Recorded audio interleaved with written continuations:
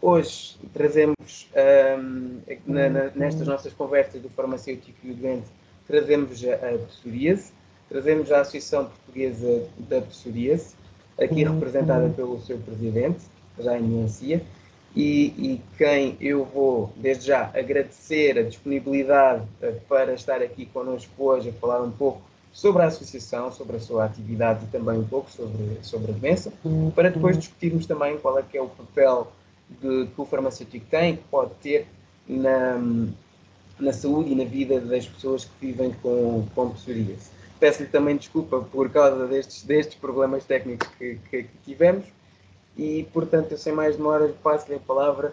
Jaime, por favor, muito obrigado mais uma vez. Obrigado, Bruno. Enfim, estou mais que habituado a estas questões. Enfim, no nosso tempo era sempre a culpa dos informáticos. Hoje em dia é culpa enfim, já há uns anos dos softwares e destas alterações políticas, mas, enfim, como estamos aqui também fora de horas de trabalho, estas coisas são mais pacíficas e é com todo o gosto que aceitei o vosso convite para estar aqui hoje a falar sobre a psoríase, sobre as atividades da Pessoal Portugal.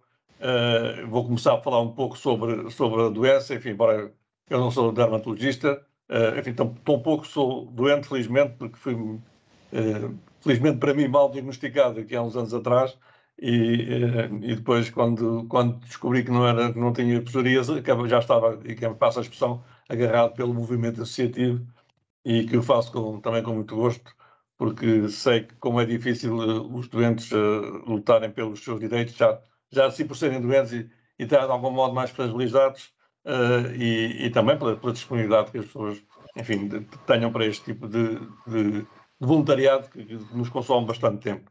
Mas é com todo o gosto que estou. Vou falar primeiro sobre a doença e os seus tratamentos, e depois sobre as atividades da Pessoal Portugal, e depois de como é que os farmacêuticos, que são um profissional de saúde bastante importante para os doentes, enfim, do foro dermatológico em geral, mas da psoríase em particular, que são, dizia eu, são um interveniente fundamental na ajuda que podem dar ao doente a gerir a sua doença.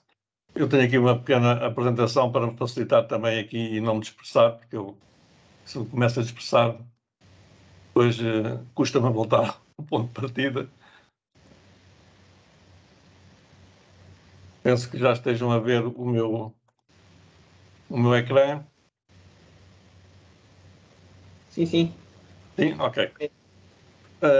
Se repararem no título deste slide, é psoríase e depois tem doença psoriática. Isto porque, enfim, não só aqui em Portugal, mas também a nível internacional, estamos a optar para passar a chamar doença psoriática, não tanto para assustar os doentes que têm a doença, enfim, já sabem provavelmente muito do que terão de passar a gerir a sua doença, mas para lhe dar esta conotação realmente que não é uma mera condição da pele, mas sim uma doença que se manifesta na pele, é uma doença inflamatória, crónica, é uma doença ainda para toda a vida, não tem cura, de autoimune e que se manifesta principalmente na pele e, na maioria dos casos, cerca de 80%, por estas manchas escamosas vermelhas e inflamadas que damos pelo nome de psoríase em placas. Também pode se manifestar em todas as partes do corpo, mas há alguma prevalência do corpo cabeludo. A psoríase gutata é uma psoríase que aparece em forma de gotas, daí o nome muito frequente mais nas crianças, depois de uma infecção por streptococcus. As palmoplantares, tanto nas palmas das mãos e nas plantas dos pés. A unguial, que aparece muitas vezes, enfim, como um preditor de que aquele doente muito rapidamente poderá evoluir para uma artrite psoriática.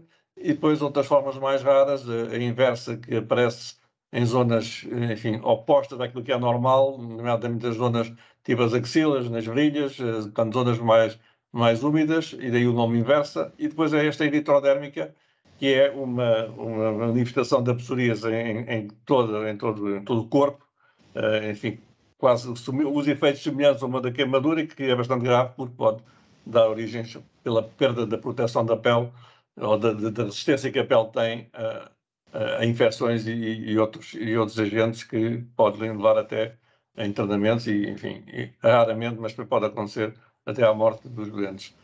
Esta forma que está ali, a GPP, ou psoríase pustular generalizada, é uma forma rara de psoríase que tem no seu tratamento, é um tratamento que é feito um bocadinho ao lado, passa a expressão, do que é feito para as outras formas de psoríase, e só tem neste momento um medicamento que está, enfim, já aprovado para o seu tratamento.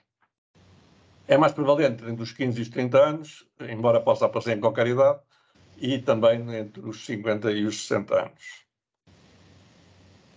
A base é genética, pode ser desencadeada, enfim, por fatores ambientais, enfim, muito comum nas idades mais adultas os acontecimentos estressantes, como problemas laborais, autoimagem, angústias, depressão, etc. E também determinados medicamentos ou infecções e viroses sazonais que, especialmente nas crianças, as infecções da garganta podem despoltar a psoríase. Portanto, digamos que o doente terá que ter uma predisposição para a doença, mas que depois se manifesta, enfim, normalmente por uma destas causas. Como eu disse há pouco, logo no início, portanto, não é só uma doença da pele, portanto, atinge outros órgãos, enfim, e um terço dos doentes, 30 a 40% dos doentes, pode desenvolver artrite psoriática enfim, com deformações das articulações, como demonstra aí essa imagem. A imagem de cima é da psoríase gutata, de baixo é uma pessoa já com uma fase avançada da artrite psoriática e com deformações das articulações das mãos. A diabetes, a obesidade, a hipertensão arterial, a doença cardiovascular são também outras comorbilidades relacionadas com a psoríase e, no aspecto da saúde mental, a depressão e a ansiedade, não é provavelmente a maneira correta, é a perturbação da ansiedade, porque a ansiedade, enfim, todos vamos tendo um bocadinho, mas a perturbação da ansiedade e a depressão são realmente situações de saúde mental bastante preocupantes. E daí este estigma social que está fortemente associado à psoríase. As pessoas têm vergonha da doença que têm, isolam-se muito, têm muito impacto, não só no próprio, mas também nos seus familiares, especialmente ao nível dos casais. Enfim, temos aqui situações para tudo. Temos alguém já que também disse que desde que se tinha divorciado tinha ficado curado da psoríase. Na maioria dos casos é um pouco ao contrário, há situações de divórcio que acontecem por causa da psoríase ou situações de divórcio que depois levam ao sepultar da psoríase. Portanto, estes aspectos emocionais estão muito relacionados também com o agravamento ou não da doença. Evidente, todos os problemas profissionais enfim, as diversas situações ou consequências psicológicas que, em conjunto, levam a uma degradação da qualidade de vida dos doentes psoriáticos.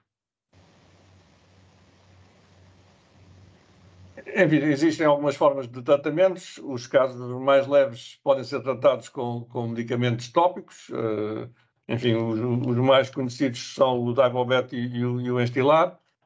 São soluções ou cremes que se aplicam na pele com alguma regularidade. Podem estar também associados com outros tratamentos, mas as formas leves de psoríase podem ser tratadas com tópicos. Enfim, se não houver um agravamento da situação e se o doente se sentir confortável com isso. A fototerapia, a exposição solar já de si já é uma benesse, digamos, para os doentes psoriáticos, portanto ajuda, digamos, a que as lesões sejam atenuadas, mas pode ser intensificada com a fototerapia, com recurso também a medicamentos em paralelo com estas sessões de fototerapia. No fundo é uma irradiação com luz ultravioleta. O nome mais conhecido é o PUVA. E existem depois os medicamentos sistémicos, nos casos mais graves ou resistentes a outros tratamentos. Enfim, há alguns medicamentos mais antigos que eram usados até para transplantados, como é o caso da ciclosporina, ainda é usada em muitas situações de doentes psoriáticos. O metotrexato também é bastante usado. E depois todos os medicamentos inovadores que têm-se aparecido nos últimos anos, felizmente, para os doentes psoriáticos. Tem havido bastante investigação nesta área e existem vários medicamentos com níveis ou situações de atuação diferentes e às vezes um medicamento pode funcionar muito bem num doente e no outro não funcionar ou perder a sua eficácia ao fim dos anos, e é bom ter diversas alternativas para o doente possa, de alguma maneira.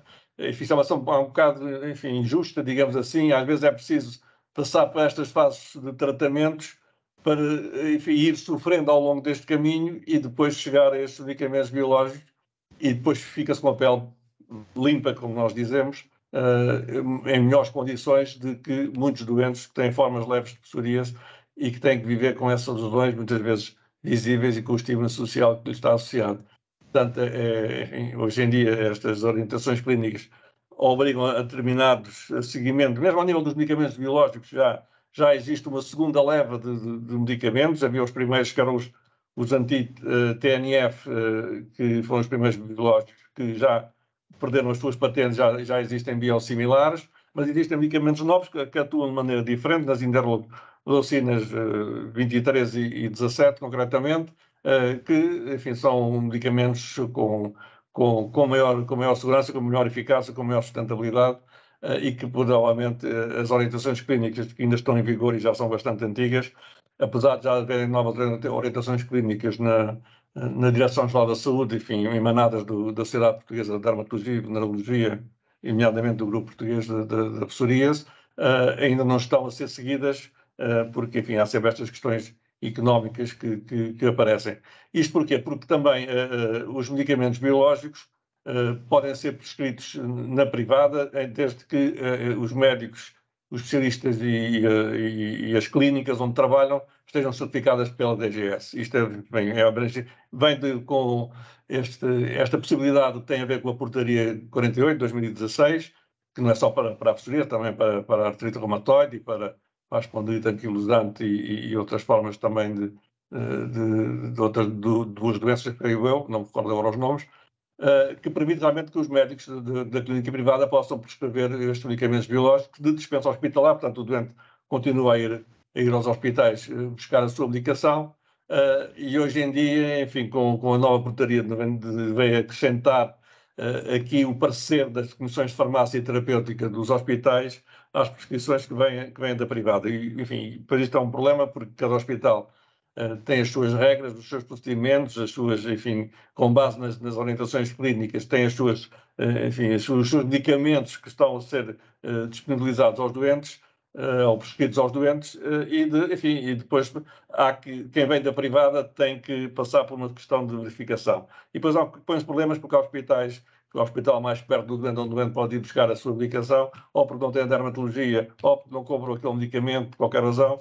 Enfim, há aqui um protelamento da dispensa do medicamento, com situações que podem demorar meses, e o doente vê agravar o seu estado de saúde neste vai-vem de justificações porque é que é aquele medicamento e não o outro que o hospital quer. Portanto, isto são questões que nós estamos, enfim, numa fase de analisar o que é que devemos fazer, porque no meio disto tudo, enfim, o doente confia no seu médico e não pode estar sujeito a que lhe queiram alterar ou que lhe recomendem alterar a prescrição para aquilo que o hospital quer. E isto realmente, enfim, contra nós não é legal e prejudica seriamente os doentes, e está a acontecer, enfim, por todo lado.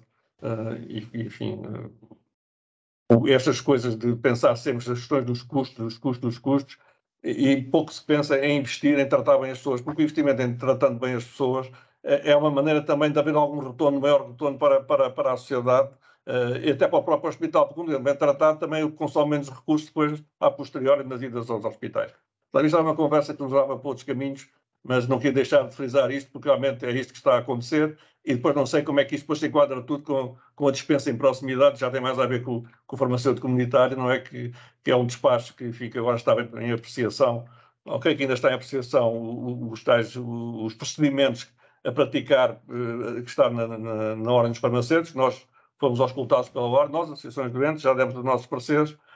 Esperemos que realmente que essa entrega em proximidade dos medicamentos, nomeadamente nas farmácias comunitárias, veja a luz do dia, porque é triste os doentes terem que fazer às vezes dezenas até centenas de quilómetros para virem buscar a sua medicação, que lhe dura no máximo às vezes 2 meses, não é? Portanto, é perda de tempo, é perda de dinheiro, é faltas ao trabalho, etc. Só para vir levantar uma medicação que podia ser entregue na farmácia ali ao lado.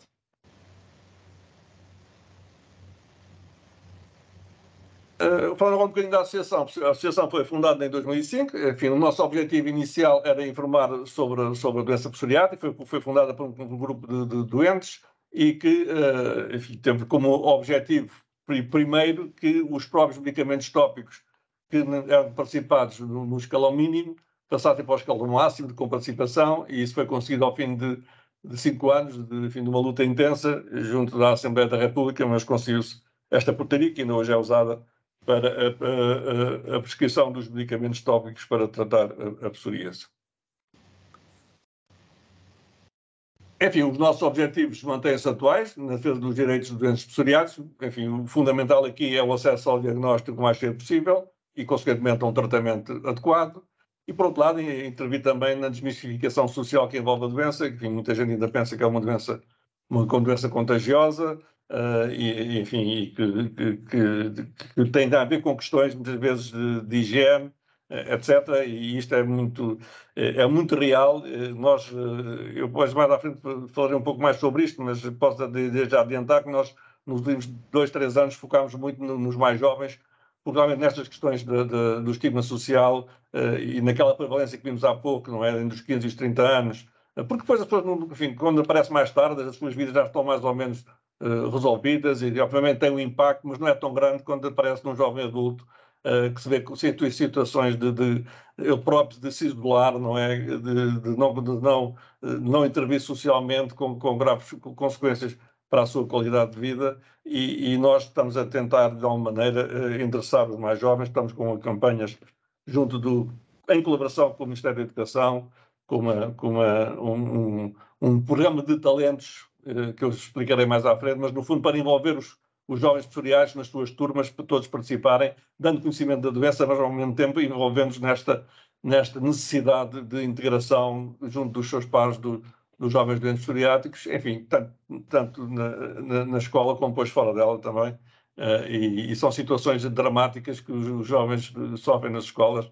Nós fizemos uns estudos com focos grupos etários e foi isso que nós notávamos. Até situações de bullying na faculdade aconteceram, e naquele grupo de 30 e tal jovens, houve 2 deles que fizeram tentativas de suicídio.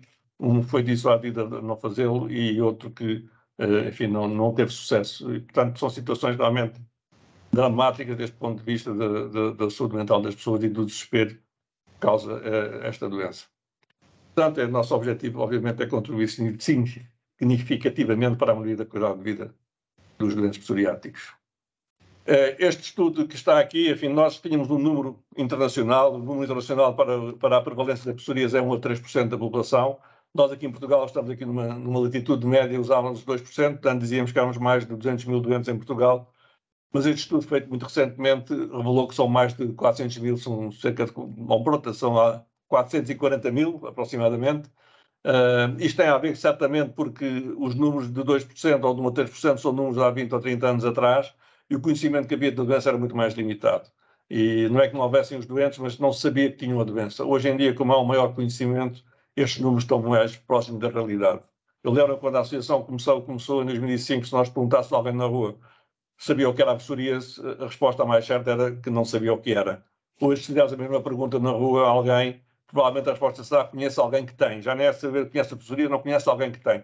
E realmente isto revela que os números são o dobro daquilo que nós pensávamos que eram, e portanto, enfim, o problema é maior em termos do trabalho a fazer para que estes 400 mil doentes possam ser tratados devidamente. Destes mais de 400 mil doentes, 20 a 30% têm a doença moderada a grave, mas apenas 12% estão no tratamento com os biológicos, ou tratamento sistémico, e um quarto nem sequer estão diagnosticados por um médico. Portanto, estamos a falar aqui de 100 mil doentes que não têm um diagnóstico de psoríase. Portanto, podemos dizer que a psoríase é subtratada em Portugal. Portanto, este estudo foi realizado pelo grupo português da psoríase, da Sociedade Portuguesa de Dermatologia e Venerologia. Como disse há pouco, este grupo português da psoríase é liderado pelo professor Tiago Torres. Nós, com a Associação Portuguesa da Psoríase, a PSOP Portugal, trabalha desde há muitos anos. Enfim, tem a colaboração intensa e ativa do Dr. Paulo Ferreira, da CUF Descobertas, que é o nosso consultor científico e que também, obviamente, tem colaborado com o professor Tiago Torres e com outros colegas dermatologistas do grupo português da psoríase. A PSOP Portugal, enfim, e porque isto de andar a lutar sozinho por aquilo que é muitas vezes comum a tantas outras organizações, ou tantos outros doentes e associações doentes, nós estamos envolvidos nesta rede das pessoas que vivem com doença e utentes de saúde, que engloba a Plataforma de Saúde em Diálogo, do qual eu sou também membro da direção, da Federação Nacional das Doenças Crónicas, que já tem neste momento apresentado à Secretaria de Estado da Promoção da Saúde aquilo que é a nossa proposta para um estatuto, proposta para ser, enfim, depois transformada numa lei do Estatuto do Doente Crónico, que, enfim, é muito ambicioso, mas nós estamos muito esperançados, pelo menos a Secretaria de Estado, enfim, se ainda não for despedida, entretanto, mas, enfim, depois temos que redobrar o trabalho, mas, enfim, não vemos razões nenhumas para isso, mas pelo menos criar um grupo de trabalho, juntamente com a DGS, de modo a que, ou outras entidades que achem por bem participar, mas certamente com os doentes também, para que este Estatuto do Doente Crónico venha a ser implementado, realmente virá trazer muitas melhorias na qualidade de vida dos doentes crónicos, muito a ver também com todas as questões das relações laborais, que tanto impacto, ou pronto, que causam tantos constrangimentos, digamos, à vida dos doentes.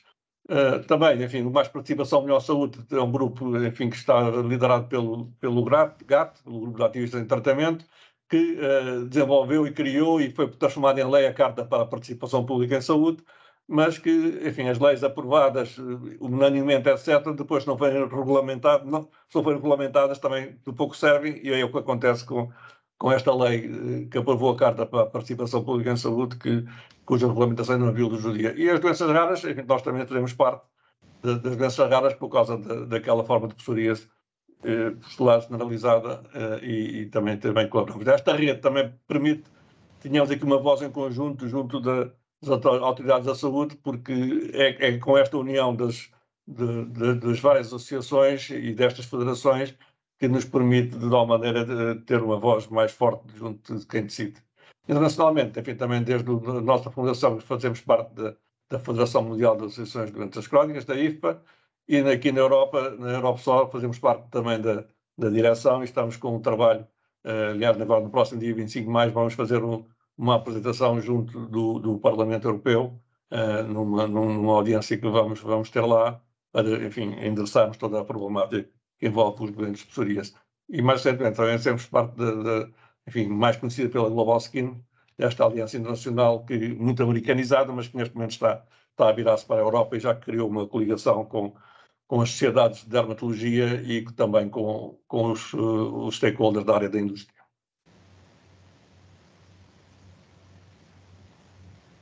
Temos o nosso site, soportugal.pt, também temos presença no Facebook e Instagram, onde nós expomos as nossas novidades, além das newsletters que enviamos para os nossos associados. No nosso site temos uma área que cobre aqui esta vertente do encontro do seu especialista, porque é uma das perguntas que mais nos fazem, quem liga para a associação, é perguntarem-nos por um dermatologista. Enfim, nós, por uma questão deontológica, não indicámos nenhum especial. Algumas vezes dizíamos, olha, se procurar na net, encontrei este aí na sua zona. E, enfim, criámos aqui este site de pesquisa por localidade, digamos assim, onde os doentes podem encontrar um especialista. Enfim, não são muitos, mas estão lá alguns e facilitam um pouco a vida aos doentes a encontrar um dermatologista.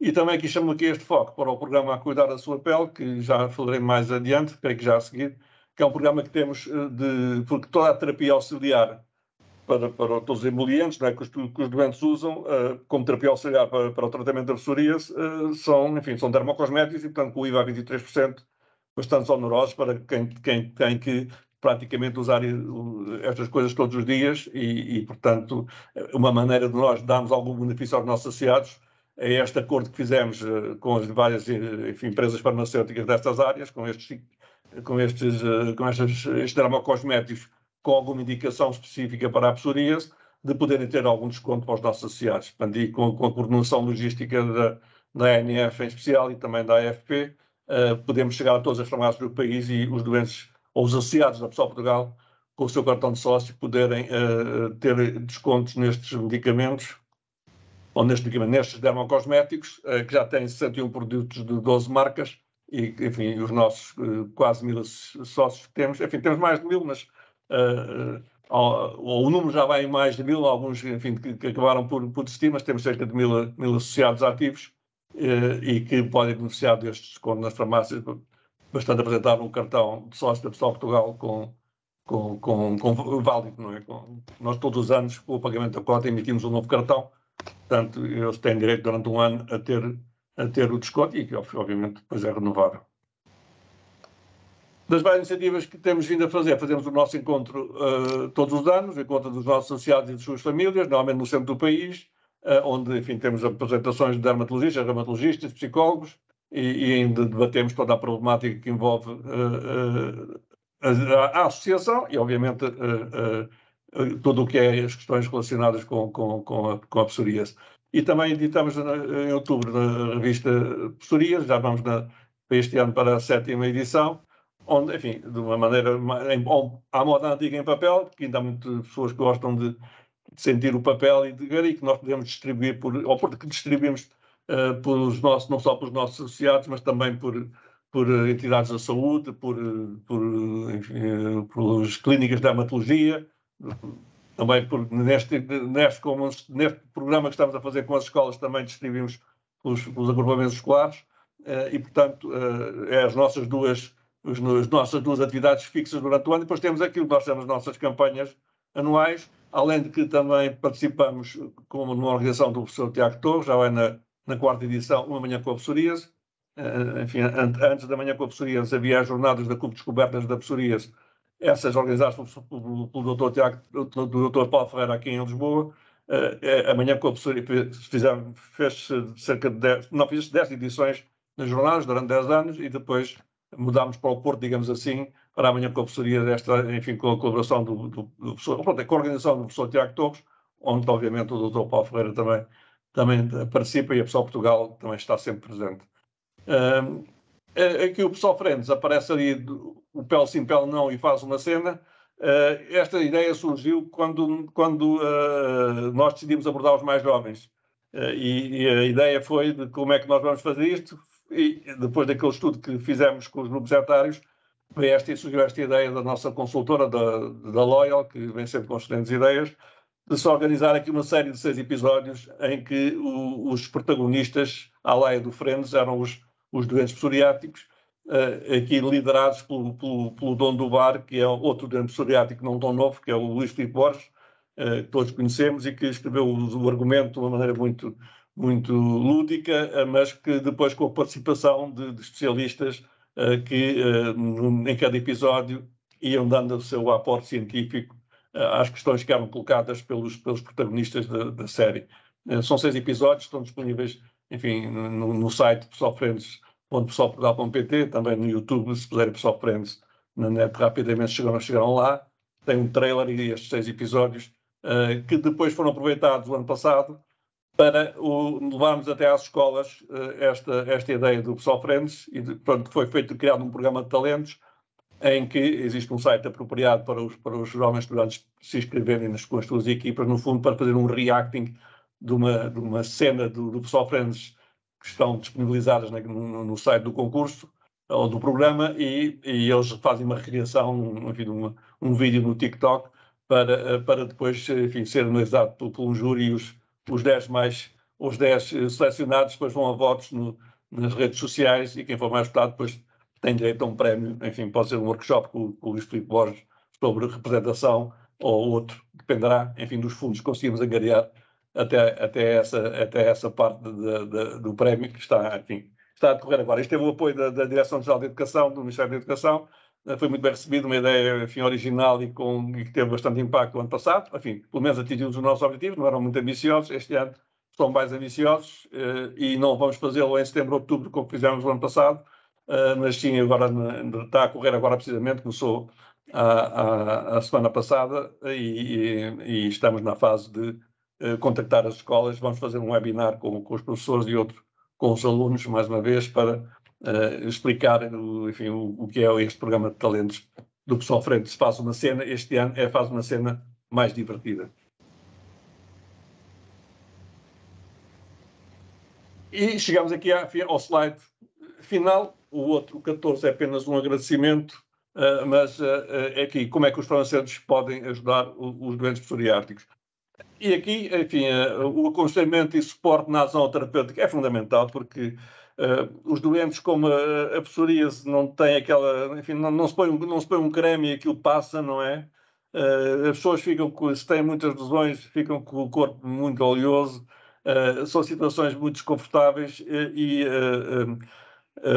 pouca adesão, ou a não adesão depois à continuação das terapêuticas ao fim, digamos, da primeira leva de tratamentos, às vezes os doentes desistem. Portanto, e o aconselhamento do farmacêutico, que é quem lhes dispensa este tipo de medicamentos, é fundamental para que ele mantenha essa adesão. E, por outro lado, também chamar a atenção porque há determinados, estes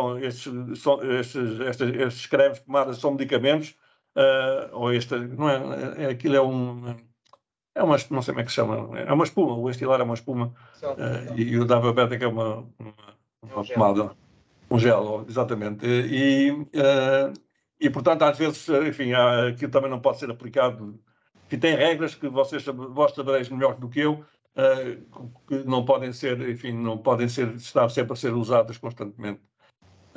Portanto, este acompanhamento dos doentes é fundamental também para estar atento a outras comorbidades, a situações, enfim, que têm a ver com a parte cardíaca também, é bom estar atento e portanto, o farmacêutico realmente pode ser aqui, enfim, o ideal seria o doente ser acompanhado por um psicólogo no seu centro de saúde, mas muitas vezes são os dermatologistas que fazem psicólogo, ou, nestes casos, os farmacêuticos também têm aqui enfim, e são muito bons nisso, felizmente, a paparicarem, a acarinharem os seus clientes e aqui prestarem uma ajuda preciosa no olhar atento a eventuais problemas que possam estar a surgir nos seus doentes.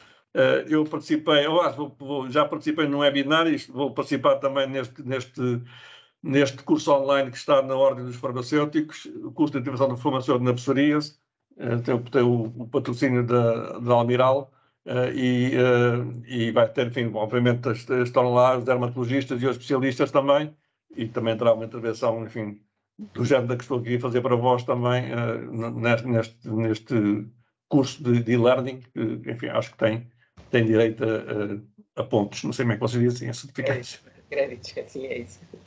E pronto, deixo aqui com este tratar a psoríase a sério, as nossas vidas dependem disso, é um slogan daqui há uns anos do Dia Mundial da Psoríase, que é o dia 29 de outubro, nós mantemos, porque realmente este tratar a psoríase a sério aplica-se, enfim, a 3 entidades, chamemos assim, aos doentes, porque tratem a psoríase a sério, portanto não levem isto de ânimo leve e tratem-se, enfim, mantenham os seus tratamentos, não desistam dos tratamentos, tratem a psoríase como ela merece ser tratada. Para os médicos também, que tratem a psoríase seriamente e não como uma mera condição da pele e que saibam diagnosticá-la e tratá-la adequadamente, e também para as entidades da saúde que levem a psoríase a sério, não, mais uma vez, não como uma doença menor, mas com uma doença com bastante impacto na vida dos doentes e enfim, é esse o nosso objetivo máximo, é contribuir para a melhoria dessa qualidade de vida. 34 minutos. Não está. Nada mal. 4 minutos, foi 4 minutos, um bocadinho mais. Não, acho que esteve muito bem e gostei bastante. Espero que quem nos está a assistir também tenha gostado. Agora vamos passar a uma fase em que podemos todos aqui participar mais. Portanto, eu convido toda a gente que tenha alguma pergunta ou questão, pode colocá-la por chat ou então podem levantar as mãos quem está através da aplicação Teams e a assistir para a colocar de viva voz. Quem nos estiver a assistir de outra forma, como por exemplo no Facebook, podem colocar lá as questões, alguém há de ver e passar-me para eu depois colocar aqui também as questões. Portanto, abrindo aqui esta ronda de questões, era uma coisa que eu também ia perguntar, mas aqui a Manuela Jesus também já o fez, que é a identificação de casos suspeitos. O Jaime também falou aqui um pouco disto na apresentação. A Manuela pergunta de que forma o farmacêutico, identificando um caso suspeito da doença, visto que o farmacêutico muitas vezes acaba por ser este primeiro ponto em que as pessoas vão, tenho aqui isto, aconselho-me uma pomada, o que é que pode ajudar aqui, de que forma é que os farmacêuticos devem encaminhar estes utentes, especialmente no caso de utentes sem possibilidade de ir a um dermatologista privado, quanto às problemáticas do SNS. Infelizmente é assim, quer dizer, é informar.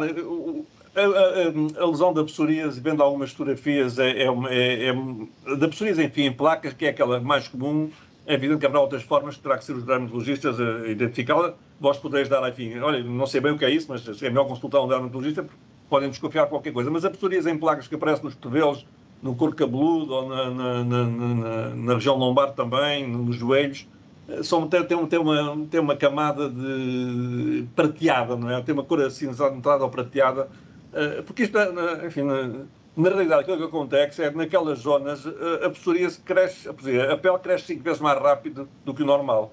Nós mudamos de pele, enfim, em ciclos mensais, andamos por isso, mas ali no caso das lesões da psoríase, aquilo é 5 vezes mais rápido. Quer dizer, a pele morre, cria aquela camada, aquelas escamas, depois, enfim, alguns doentes chamam o nelar, digamos, do doente psoriásico, não é? Que fica, se tiver alguma coisa preta à volta, um casaco, ou o chão preto, etc., enfim, vê-se ali aqueles flocos todos. E a parte de baixo, digamos, ainda não amadureceu o suficiente, portanto está ali aquela zona que depois tem inflamação e que causa todos os problemas, tanto pruridos, dores, etc. Portanto, é facilmente identificável pelas regiões e pelo aspecto. O aconselhamento realmente deveria ser o dermatologista a tratá-lo, mas, como eu disse há pouco, o médico de família tem a obrigação de saber tratar os casos leves de psoríase. Quando o doente vai à farmácia, fazer essa pergunta, normalmente será um caso leve. Se for um dramático, ele vai ter que, enfim, fazer das tripas coração e ter que ir a uma consulta privada, enfim, se tiver a sorte de ter ali um hospital, uma referência, porque a referenciação depois é feita também pelo médico de família, não é? Porque não é o doente não pode ir ao hospital diretamente marcar uma consulta de dermatologia, poderá fazê-lo na privada, mas para ir ao hospital tem que ser primeiro referenciado pelo médico de família. O médico de família o que faz é tirar uma fotografia à lesão, mandar para o hospital registra uma consulta assim que recebe a fotografia, depois registra mais uma consulta quando analisa a fotografia e depois, se calhar, registra outra consulta quando manda o relatório, não sei. Mas como eles são pagos à consulta, não sei se não será por aí, mas, enfim. Eu estou a falar de um bocadinho em caricatura, digamos assim, mas já são casos que, enfim, não digo que sejam normal, mas que acontecem. Mas o que é certo é que, enfim, é um processo moroso, não é? O doente depois, se tiver que ir ao hospital, provavelmente conseguirá lá uma consulta, mas já estará numa situação, enfim, já moderada a grave. No caso, enfim, dos casos leves, o médico de família, aconselho provavelmente do médico que viu a imagem, poderá indicar o tratamento mais adequado e passará um pouco por aí, não é? Por este tipo de medicamentos que eu falei há pouco, e há outros também similares, mas que são os mais conhecidos, enfim, não estou aqui fazer qualquer espécie de propaganda, não cabe mesmo, é o que acontece na realidade. E, portanto, depois é isso que, enfim, o doente depois terá que ser acompanhado, não é, pelo médico de família, mas como eu disse, como ele vai buscar estas medicamentos à farmácia, o farmacêutico poderá ser aí um seguidor do doente e vendo, digamos, a evolução da doença sem haver necessidade dele ir provavelmente ao médico de família, não é? E estar atento à evolução da doença, porque realmente depois, se as coisas evoluem, porque às vezes são situações muito rápidas também, não é? O doente pode estar bem e amanhã, ou porque perdeu o emprego, ou porque a namorada o deixou, ou porque morreu uma pessoa de família, e aquilo de repente aparece no corpo todo, não é? E aí não há, enfim, terá que fazer, como eu disse, das tripas de coração e ir a um dermatologista que saiba tratar a psoríase. Pois, isto acaba por ser uma doença que está muito relacionada com estes fatores externos que podem agravar a doença de um momento para o outro, não é? Portanto, situações de stress. Mas, por exemplo, também pessoas que tenham, aqui estou-me a lembrar, por exemplo, pessoas que tenham mais alergias, nesta época em que têm mais alergias, isso poderá também condicionar depois a resposta da psoríase? Não, são campos completamente diferentes. O campo da alergologia não tem nada a ver com o campo da psoríase, das doenças do sistema imunitário. Nesta situação, é mais o sol que ajuda a atenuar, digamos, a lesão na pele, não é? Portanto, a vitamina D é um dos componentes também dos medicamentos e, como nós sabemos, o sol, a luz solar é rica em vitamina D, portanto, isso ajuda, digamos, a tratar. Portanto, o fato de a praia faz bem a psoríase. A praia faz bem, não. O sol faz bem a psoríase, porque a água do mar não faz bem nenhum. Portanto, o doente, água salgada, o sal em cima da pele não ajuda nada. Portanto, dá água, mas depois toma bem de água doce, não é?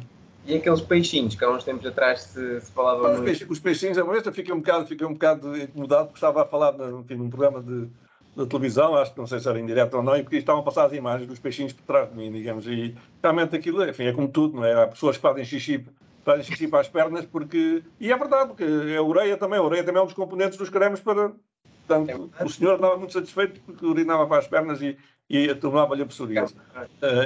Portanto, cada um tem, às vezes as coisas, como isto esta ligação do cérebro com a pele é tão intensa, não é? Porque às vezes isso até ajuda à eficácia dos tratamentos que estejam a fazer. Portanto, se a pessoa sente que aqueles peixinhos estão a comer as peles, não vai nada a comer as peles, não é? Comem as escamas, em vez de caírem para o chão, os peixinhos comem ali as escamas da pele morta, não é? A única coisa que eles fazem. Se as pessoas acreditam que aquilo os cura, não é? Porque às vezes até cura, não é? Ajuda, mas não trata, não é? Ajuda, mas não trata. É como uma terapia auxiliar, não é? Como um outro dermocosmético que ajuda a umedecer a pele, manter a pele umidificada. É sempre bom, não é? Agora, tirar as peles também, pronto, mas não há nenhum tratamento, o peixinho não põe lá nenhum medicamento na pele. Que faça passar. Ok, então falou aqui também na questão do diagnóstico, temos algumas situações de psoríase que efetivamente nós, pela localização no corpo e pelo aspecto que tem, realmente é relativamente fácil de identificar e dizer que sim senhor é psoríase, mas em termos do diagnóstico, efetivamente chegar a um diagnóstico, é uma doença, uma patologia de diagnóstico, e isto incluindo os vários tipos de psoríase. É uma doença de diagnóstico difícil, os médicos, cá está, costumam falhar no diagnóstico, costuma ser rápido chegar ao diagnóstico. Não, as falhas acontecem, não é falhas, quer dizer, as tentativas de tratamento, não é? Porque eles diagnosticam, não é evidente que uma psoríase rara será mais difícil de chegar ao diagnóstico correto, como eu disse há pouco, a psoríase pustular generalizada é um caso desse, não é? Muitas vezes pode ser confundida com outras doenças, não é? E depois há que, enfim, fazem-se também biópsias à pele, etc., para determinar exatamente que doença é que está ali. Mas tirando essa, normalmente é um dermatologista enfim, com alguma experiência saberá identificar que é psoríase, não é? Ou não. Pode ser também, enfim, também, não é que seja muito confundível, mas é uma doença parecida na sua gênese, que é a dermatite atópica, que também é muito prevalente em Portugal. Não tem tantos tratamentos como tem a psoríase, aliás, muito poucos.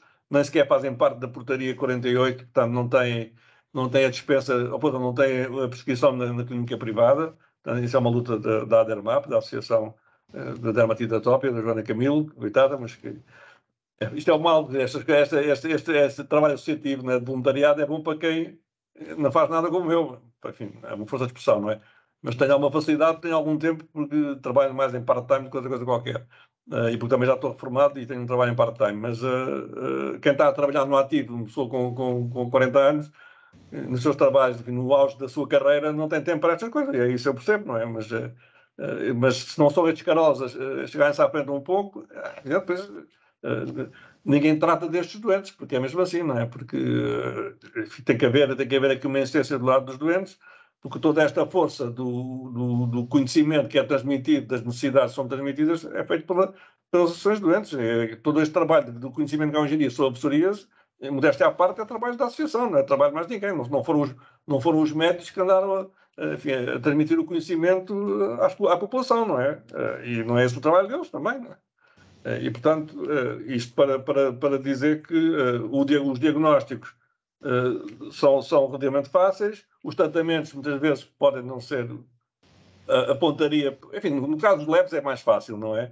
Mas aquilo pode não resultar e há que evoluir para outros tratamentos, porque aquilo não resulta, e é mesmo assim, portanto, cada caso é um caso, e depois há que ir evoluir nos tratamentos para depois chegar àqueles biológicos, como eu disse também, variam uns para os outros, há doentes que se vão melhor com uns do que com outros, se já tem uma tendência para a artrite psoriática, se calhar é outro e não aquele, isso é o conhecimento que o médico tem, e muitas vezes em consultas que já acontece em algumas clínicas, na privada, obviamente, e também no público, diga-se a bom da verdade, que já há também partilha da consulta de dermatologia com a reumatologia e também com algum apoio da parte da psicologia, portanto que já fazem, digamos, já seguem o doente, pelo menos partilham a informação do doente.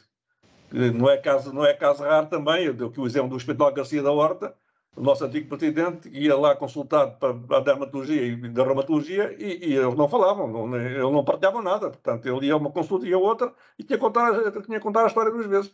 Portanto, dentro do mesmo hospital. Portanto, isto realmente é algo que, enfim, agora está aí muito na berra, a transformação digital, e eu lá venho aí rapidamente o registro único de dados em saúde, realmente com todos incluídos, com a privada, com o Estado, com o SNS, para que o doente, que é dono dos seus dados, o possa partilhar com quem o quiser e que possa daí ter, com benefícios para o próprio Estado, não, em termos de não duplicação de exames, que é o que há mais é por aí, que leva a risco de dinheiro ao Estado a duplicação de exames que se fazem, enfim, e o perigo que é às vezes para o doente, já aconteceu aí, uma doente mãe do médico está a tomar 3 inflamatórios, tinha 3 especialistas diferentes e cada um recebeu um anti-inflamatório, ela queixou-se, enfim, de várias coisas, a um e ao outro, e lá vai com 3 anti-inflamatórios, põe em risco a sua própria vida, não é?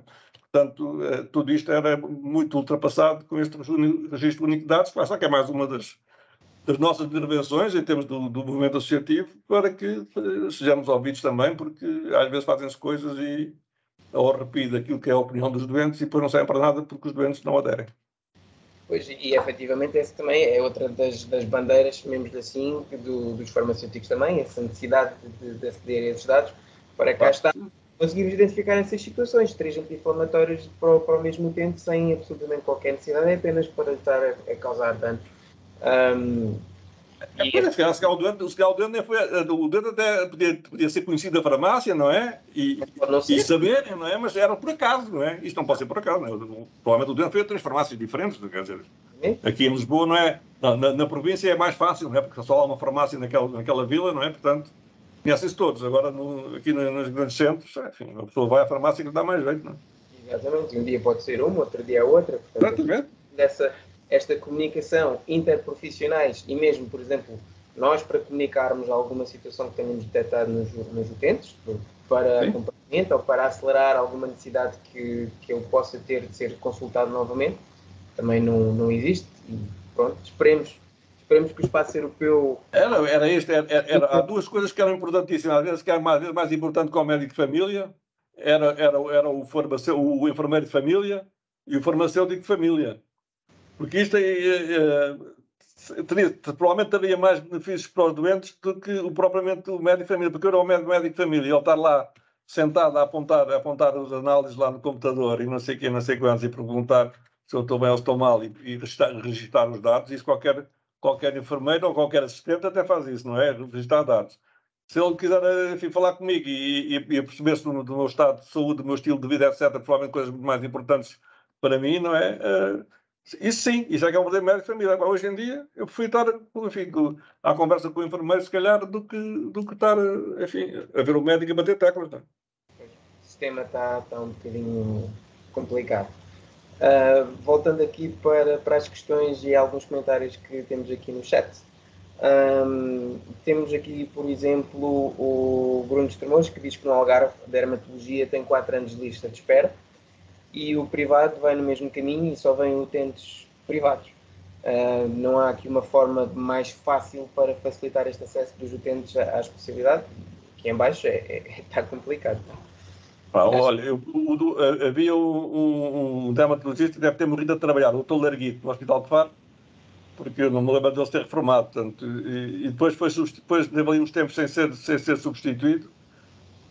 Mas havia, por exemplo, uma médica de família em Portimão que disse a uma doente do Dr. Larguito que ele agora, como ele tinha morrido, já não sabia o que é que havia de fazer porque só podia referenciar ao Hospital de Faro. Portanto, nem sabia que podia referenciar o doente a qualquer hospital. O doente falou connosco, nós já lhe informámos, mandámos, enfim, a informação, o PDF com a informação para ela mostrar à médica e depois acabou por ter que vir a Lisboa, não é? Ou Egas Muniz, e ao fim de 2 meses estava a ser tratado. É evidente, isto é um problema que não é só no Algarve, porque o Algarve realmente é muito carenciado da dermatologia, mas há muitos hospitais que não têm serviço de dermatologia. Sei lá, tudo o que é fora do litoral, tirando os grandes centros, Lisboa, Porto e Coimbra, enfim, ali Aveiro, Santarém, qualquer coisa do género, não iria, mas provavelmente há muitos hospitais que nem dermatologia têm. E, portanto, os doentes que, enfim, recorrem, aqueles lá estão, nos casos mais leves, etc., tentam junto do seu médico de família. Por exemplo, dou um exemplo muito bom que é do centro hospitalar como é que chama? Do Norte Alentejano, não sei. O do Évora, do Hospital Espírito Santo de Évora, o Dr. Manuel Murta tem uma consulta, tem teleconsultas com os centros de saúde enfim, da área do hospital, não é? E fazem, portanto, os doentes não têm que vir, não têm que vir ao Hospital de Évora, fazem teleconsultas com o especialista, não é? A partir do seu médico de família. Lá está, isso é uma solução. É evidente que o problema mas do outro lado tem que estar um dermatologista. Pois. O problema é que não há dermatologista. E os que estão nos hospitais ou estão na privada, não é? Estão nos hospitais não têm tempo. Os na privada, enfim, muitos deles já estão também com essas listas de espera, mesmo aqui em Lisboa. Há um médico aqui em Lisboa que, enfim, no final do ano passado, de por outubro, etc., ele até se haverá uma consulta para fevereiro. Portanto, aqui na privada em Lisboa. E, portanto, no Algarve, enfim, eu compreendo isso. É um drama, mas é um drama que só se consegue puxando mais, não só com a formação de mais médicos dermatologistas, mas também puxando os médicos dermatologistas para estas áreas, dando condições, obviamente, porque isto é como tudo, não é? Quem não tiver condições, sai para a privada fazer cosmética, enfim, dar mais rendimento, não é? Porque agora cada aqui para o SNS tratar de psoriáticos. Pois, tem que se criar esses incentivos.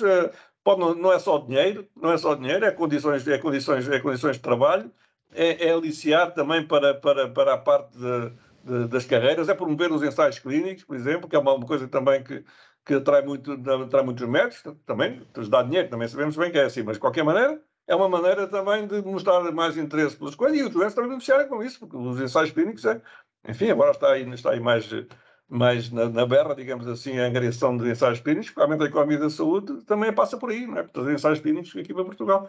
São várias maneiras que existem, mas, enfim, caramba, não podem ser os governos a fazerem tudo, não é? Alguém que a gente pode alertar para as situações, mas alguém tem que mexer e os próprios médicos também têm que se mexer, não é? Porque eles...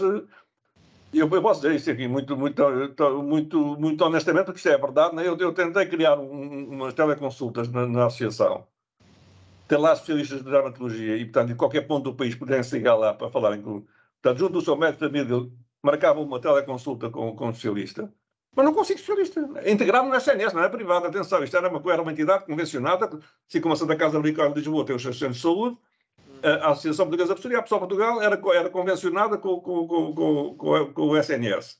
Aliás, cheguei a falar com o agora secretário de Estado, Ricardo Mestre, quando ele era vogal da ACSS, chegámos a falar disto, etc. E andámos ali. Então tem que arranjar médicos. Então, mas depois, onde é que eles estão? Também não consegui, não é? Não podia estar a arranjar um médico, não podia ser só um, porque depois cai-me ali. Depois voltámos aos tempos de espera também dos outros, não é? Para as teleconsultas. Portanto, eu tinha que criar ali uma pool de médicos. Onde é que eles estão? Isso é um problema. Ok. Então, e aqui voltando a tratamento, o Luís Furtado pergunta que medidas não farmacológicas podem ajudar a aliviar aqui os sintomas. O estilo de vida é fundamental. O estilo de vida saudável aqui é muito importante na psoríase, não é? O álcool é tramado, passa expressão, o tabaco não ajuda nada, enfim, isto é quase um chavão, não é? Mas é mesmo assim, não é? Sim. O estilo de vida saudável realmente, é evidente, há pessoas que depois dizem que, enfim, que fizeram este ou aquele tipo de dietas e que resultou. É como eu disse, quer dizer, pode resultar, mas não é, quer dizer, cada caso é um caso e uns porque acham que sim, que foi aquilo que lhes provocou aquilo, porque provocou um estado de espírito muito mais leve, digamos assim, não tão preocupado, e isso ajuda a que a psoríase se mantenha calma, digamos assim. E, portanto, o estilo de vida saudável é fundamental para que não haja agravamento da doença. Quando ela lá está, é usar, enfim. Há doentes que vivem bem só com a terapia auxiliar, com as tais doções, tais cremes, uns shampoos, no caso do couro cabeludo, uns shampoos especiais para a psoríase, digamos assim, que, enfim, vivem bem com isso e, pronto, e levam uma vida saudável. Há outros que levam uma vida boa, mas já estão a tomar biológicos, mas pronto, passaram pelos seus dramas e hoje estão felizes da vida enfim, e dizem mesmo, é a diferença do dia para a noite, o doente bem tratado rejuvenesce completamente. Só que é todo um processo, uma estrada bastante longa até chegar a esse ponto, normalmente. Não é? Por isso é que as novas orientações clínicas para o tratamento da psoríase deviam ser corrigidas, porque realmente a doença não tem necessidade nenhuma, porque já está ali patente que aquilo vai acontecer, não vale a pena deixar acontecer para depois tratar e especialmente na parte das artrites, que são, como eu disse, são 30% dos doentes que evoluem para a artrite. A artrite está a ter um grande projeto a nível europeu, o projeto Hipócrates. Eu faço parte também do que eles chamam do External Advisory Board, através da Europsol, em que é um estudo a 5 anos, com fundos europeus e também com participação da indústria farmacêutica, no fundo, para arranjar ali uma... Eu não sei como é que isso é em termos científicos, mas no fundo é prever, digamos, a evolução da psoríase para a artrite psoriática, ou o aparecimento da artrite psoriática, e de arranjar ali uma maneira de se antecipar, digamos assim, o aparecimento da artrite, porque depois dela aparecer e se agravar, depois é irreversível, as lesões já não voltam atrás, não é? Portanto, este estudo já vai no 2º ano e lá está, portanto, pode ser uma melhoria boa para que os doentes possam mais cedo poderem ser tratados, mas realmente há que estar atento e não perder as noites nos copos e nos cigarros. Ok. Estilo de vida saudável e sim, isso é fundamental. Apanhar sol também é muito bom. Exatamente.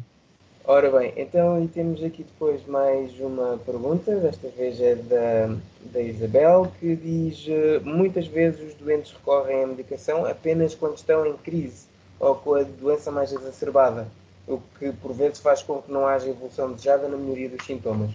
Como podemos nós, farmacêuticos, intervir mais nesta situação? O que é que está aqui a falhar?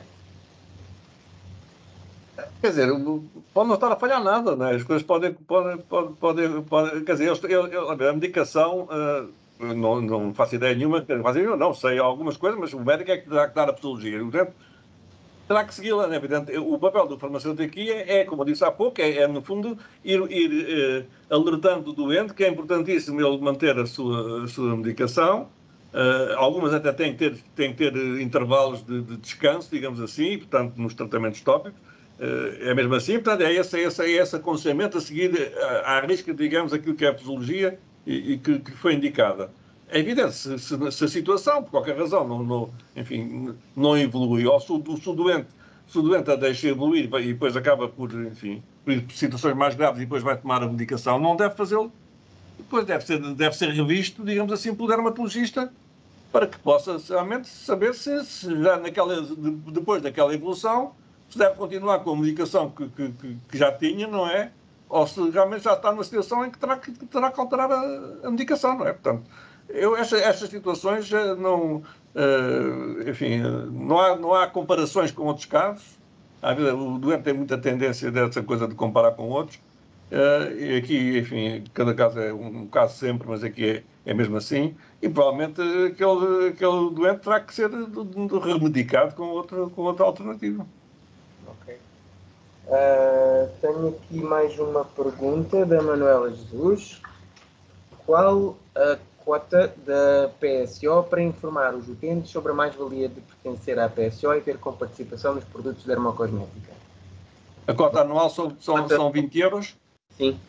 São 20 euros, portanto, como eu disse há pouco, portanto, nós emitimos o cartão de sócio com a validade até um ano depois da inscrição, do pagamento da cota inicial, e depois que é renovável na data de fim de validade. A validade é mensal, e assim é um doente que se inscreva hoje, a sua validade será até maio de 2024, e pode usar esse cartão na farmácia. As farmácias, o sistema informático das farmácias, a tabela dos medicamentos é atualizada pela ANF, no software das farmácias, e portanto está lá essa indicação. Aliás, os nossos associados, o nosso pinga-pinga, digamos assim, de associados todos os meses, vem muito das farmácias, porque o doente vai lá comprar um determinado creme, ou o que seja, para a sua psoríase, para ajudar, e o farmacêutico vê lá no sistema que realmente aquilo tem desconto para os associados da Pessoal Portugal. Enfim, se houver alguma dúvida, também nos telefonam, encontram-nos facilmente e nós esclarecemos, mas é assim que funciona. O doente tem diretamente o desconto na farmácia e depois a farmácia envia a fatura para a ANF envia para nós enviamos para a farmacêutica, a farmacêutica está dizendo, nós damos dinheiro à ANF dá à farmácia. Ok. É um circuito que já está muito oleado e funciona bem e, portanto, para o doente é só mostrar o cartão válido. É evidente, depois há farmácias que acham que aquilo que que é para qualquer um, e às vezes aparecem lá uns com desconto, mas não têm o cartão. Enfim, nós, quando é a primeira vez, nós avisamos, à segunda, volta para trás, e, portanto, e o desconto ficou a cargo da farmácia. Certamente não vai pedir ao doente, digo eu. Não vai. Já aconteceu e não vai. Portanto, ok. Não sei se mais alguém tem aqui alguma pergunta que queira colocar. Nós acabámos por ter de iniciar aqui a sessão um bocadinho mais tarde devido aos problemas técnicos que tivemos, mas já temos aqui uma conversa muito interessante também.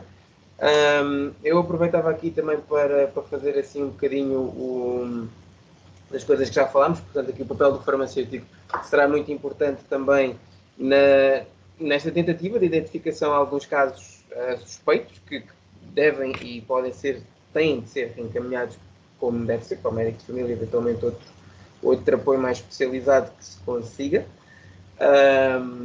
Aqui também a promoção da literacia em saúde, no conhecimento da doença e na adesão à terapêutica já instituída, naqueles doentes que já estão a ser tratados.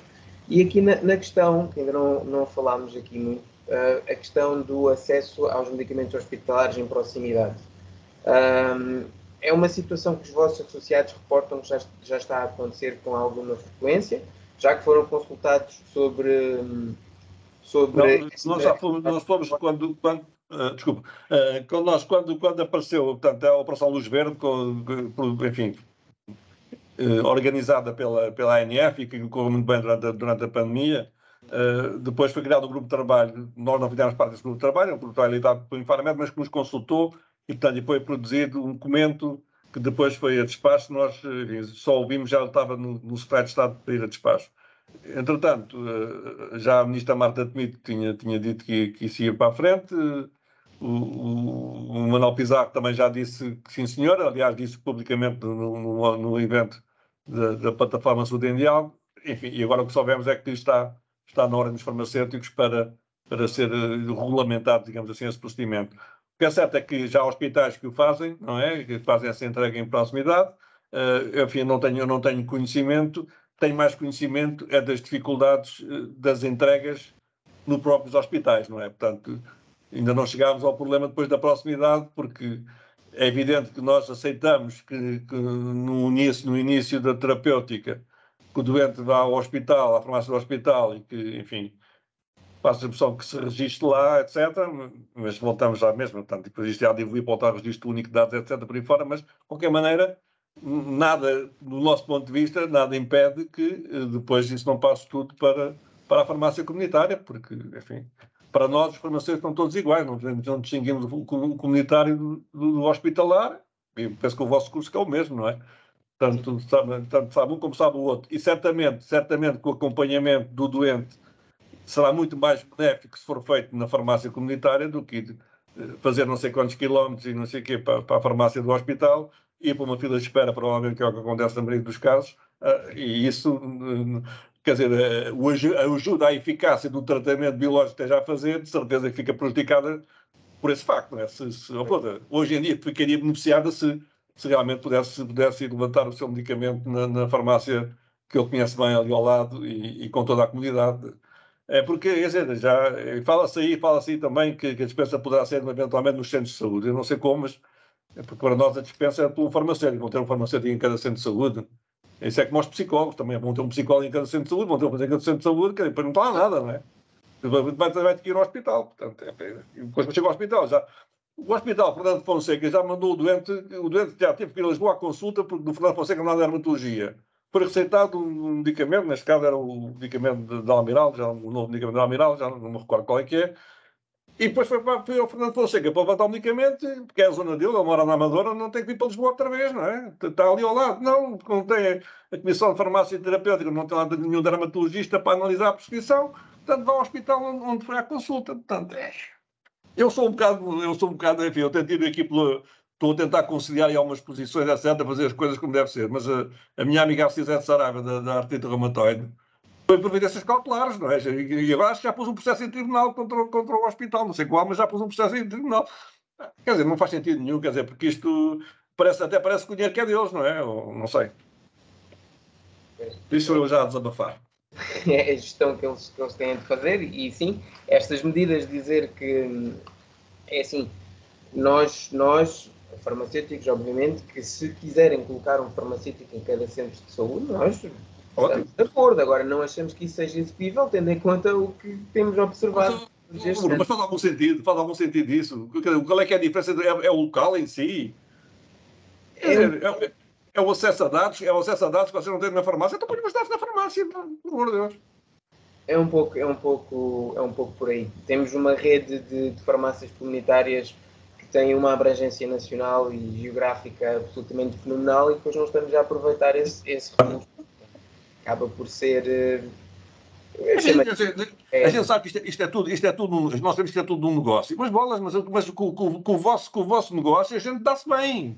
Pois. A gente dá-se bem com o vosso negócio e com o negócio dos médicos a gente também está bem. Mas quer dizer, mas não vamos. Esta falta de equidade que existe, não é? Porque a gente tem determinadas coisas que funcionam muito mal no hospital. Vai a outro hospital, funciona muito bem, o mesmo tipo de serviço, não é? Então porquê é que não há uma réplica daquele no outro? Depois não vem as capelinhas, não é? As capelinhas dos hospitalares, as capelinhas dos não sei quê, as capelinhas de não sei quanto. Não faz sentido nenhum. Quem sai prejudicado é sempre o doente, sempre.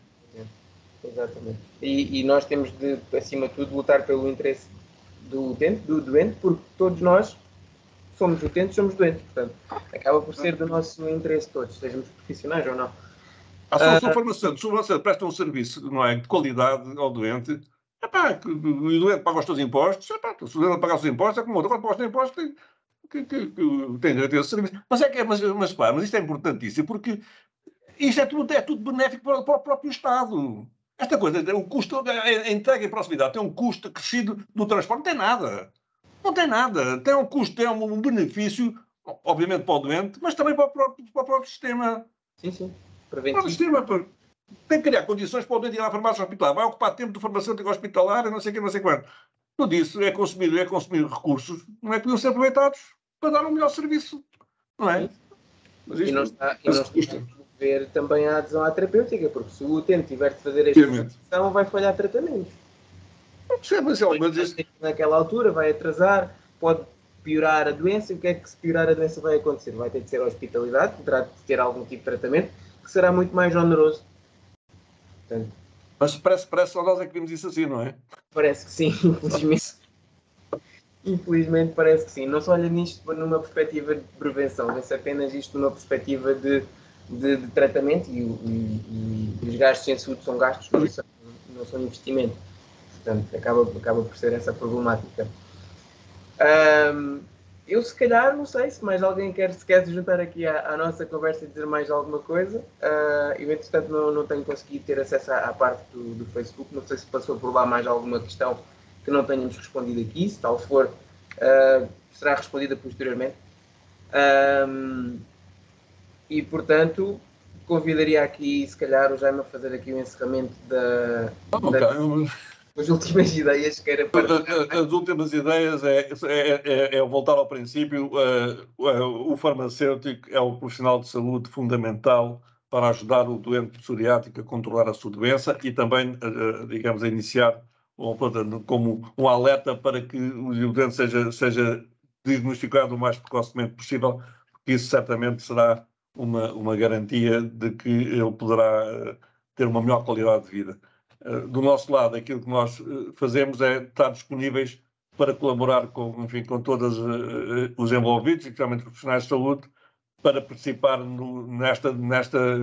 dentro daquilo que são as nossas possibilidades em termos do conhecimento que temos destas problemáticas todas, de ajudar a disseminar essa informação, seja através destes webinars, seja de seminários e eventos onde acharem que o nosso contributo pode ter alguma validade para fundamentalmente haver um maior conhecimento não só da doença, mas de todas estas problemáticas que envolvem os doentes e juntos certamente podemos contribuir para este último desígnio, que é melhorar a qualidade de vida dos doentes psoriáticos. Portanto, só tenho a agradecer esta vossa iniciativa, exatamente nesse sentido. Um grande bem-aja para vós. Muito obrigado nós, Jaime, por esta disponibilidade e pela excelente apresentação que fez, mais a excelente discussão que tivemos aqui. Penso que todos ganhamos com isto. Tenho imensa pena pelo que aconteceu anteriormente, espero que não tenha afetado muitas das pessoas que queriam ter assistido e participado, mas nós vamos deixar este vídeo disponível no nosso canal do YouTube, vamos pôr depois também no Facebook e, portanto, espero que consigamos disseminar assim também aqui um pouco o conhecimento que tivemos aqui a partilhar hoje. Da nossa Quando parte... estiver disponível no Facebook, mande-nos um link, nós partilhamos também nas nossas redes sociais, sem qualquer problema, mas por contrário, com todo o gosto. Irei fazer isso certamente. Nós aqui na APFPC deixamos a nossa disponibilidade para, com vocês, podermos trabalhar e relacionarmos noutras atividades que vocês entendam que nós possamos ser de utilidade. E só tenho a agradecer mais uma vez. Portanto, espero que toda a gente tenha gostado. Eu gostei e, por isso, desejo a todos uma boa noite. Muito obrigado, Jaime, mais uma vez. Obrigado, Bom resto de noite para todos. Obrigado, Bruno. Com licença.